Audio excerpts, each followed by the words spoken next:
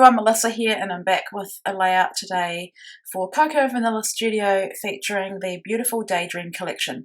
And I've had a plan for this paper for a long time, but it meant doing a lot of stitching, and I was kind of putting it off because sometimes I can be a bit lazy and I don't want to change the thread. But as you can see, I've done it.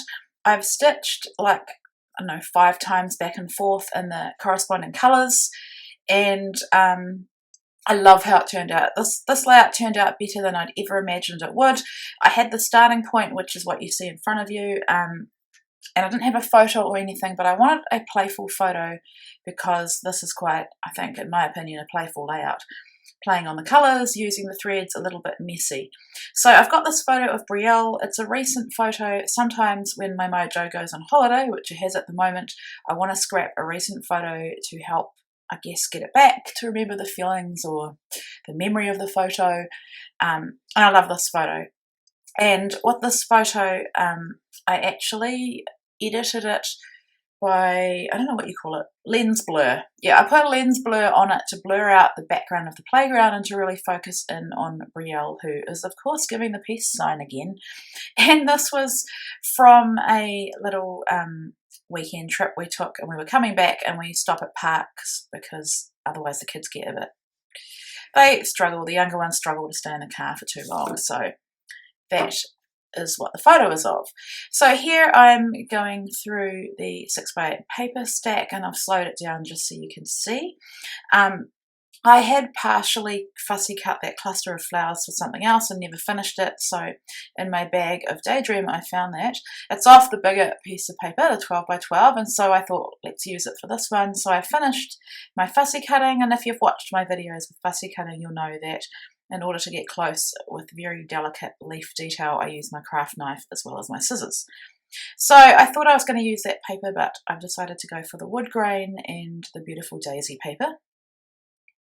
And I just wanted a couple of paper layers behind my photo. And here I'm searching for my edge distresser. I think I found it in the end. I'm still distressing all my edges. I love the look it gives. And this daisy paper is really sweet and beautiful, and I just love the hint of it behind the wood grain.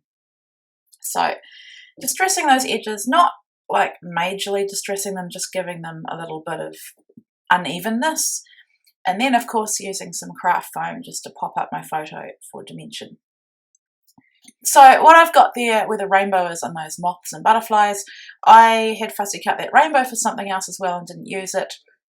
And I fussy cut a whole lot of moths off the All Aflutter paper. I think there's butterflies and moths. Yeah, butterflies and moths. Moths have the wings that go down and butterflies have like the wings that go out. That's how I consider them to be. And then I'm just going through these die cut titles because they are always the easiest way for me to get a title. And I thought my sunshine is good because this child is such a ray of sunshine. She's happy. Probably 90% of the time she is happy. She still has meltdowns. She's 6 and she's a child. But yeah, she's very smiley. She's always been like that, even as a baby. So I thought it was the perfect little title for her. And then just popping up this title on some foam and some pop dots as well. When it's a long title like this, I'll use just the cheap craft foam to conserve these pop dots, which are more expensive. And then I've got this little rainbow, and I've just put one pop dot behind the top of it and glued the rest of it down just to give some dimension. I love how it looks behind sunshine. And then I'm realising I can commit to my photo. It didn't bother me that I covered up some of the stitching. You can still see it on the rest of the layout. And then I was either going to place this cluster at the top or bottom of my photo. And I love with these clusters that they've been designed in a way that you can either use them going up or down. Some florals don't. They are made to be a certain way, but these ones aren't, and I love that. So I didn't want to cover too much of the park up, even though I've blurred it. And that's a die cut from the ephemera pack, and I've just put that little arrow piece or banner there. And now I'm wanting to adhere these moths and butterflies. I love with moths or butterflies or anything like this, I'll put my liquid adhesive in the center and then pop up the wings and then I hold them down a bit in the middle, and then you end up with a lot more dimension than if you just glued them flat. So I've tried to kind of colour match them. I've kind of made them go not directly up and down. I've put some in different angles slightly, and I've overlapped the sunshine with one of them, and I've overlapped the photo with that kind of salmon pink one at the top there. I've tucked a puffy heart into my floral cluster, and I love how that looks. I think it's subtle because it's green and it kind of matches the grass in the photo. And then I wanted to just bring a bit more attention to my title, so I've just trimmed a little bit off the sticker from the accessory sticker sheet, and it's another floral cluster, and I've adhered it with liquid adhesive and some pop dots as well, and that's really, really sweet. And in my journaling, and I have quite a lot to say. You can always pause the video and read it, or you can go over to the blog post on Coco Vanilla Studio and read it as well. Like I always say, I'm probably just talking about what I've told you about the photo and about her disposition. And then I add some splatters.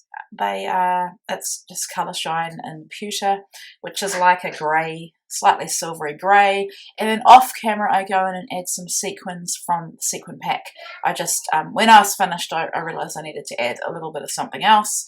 And yeah, I'm so happy with how this layout turned out. I think the stitching adds a lot to it.